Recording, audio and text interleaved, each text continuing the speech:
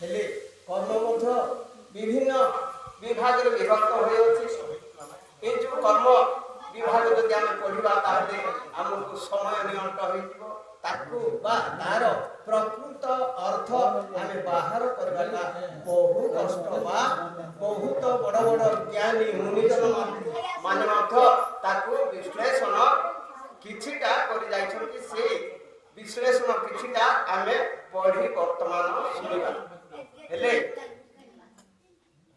ଆମର ଏ ଯେଉଁ ଆତ୍ମା ଓ ପରମାତ୍ମା ରୂପକ ଭଗବାନ ଆମ ଦେହ ଭିତରେ ଆତ୍ମା ଭିତରେ ଯେଉଁ ଅବସ୍ଥାନ କରିଅଛନ୍ତି, ସେଇ ଯେଉଁ ଆତ୍ମାର ପରମ ଶତ୍ରୁ ହେଉଛି ଆମର ମନ ବା 55% ପ୍ରକୃତି ଆମର ପରମ ଶତ୍ରୁ ହେଉଛନ୍ତି ଏମାନେ। ସେଇ ଯେଉଁ ମନଟାକୁ ଯଦି ଆମେ କିଛିଟା ନିଜର ଆୟତ୍ତରେ ରଖିପାରିବା ତାହେଲେ ଆତ୍ମାର ମିତ୍ର ହେବ ସିଏ। ଆତ୍ମାର ମିତ୍ର କିଏ ହେବ ନା ଯିଏ ମନକୁ ବାନ୍ଧି ପାରିଛି ସିଏ ହେଉଛି ଆତ୍ମାର ପରମ ମିତ୍ର।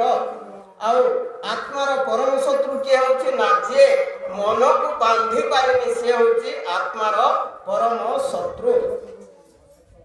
এই দুইটি ভাষাରେ গলা 21 শ্লোকর বাণীকে আমি বিরাম দিয়েছিলু। বর্তমান আমি 22 শ্লোক ঠার পড়ি শুনিবা।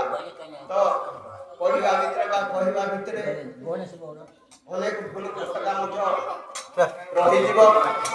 তো ମୋର ଗୁରୁଜନ ମା ଆଉ ପଣ୍ଡିତଜନ ମାନଙ୍କୁ ମୁଁ ନିବେଦନ କରୁଛି ବା କୋଟି କୋଟି ପ୍ରଣାମ।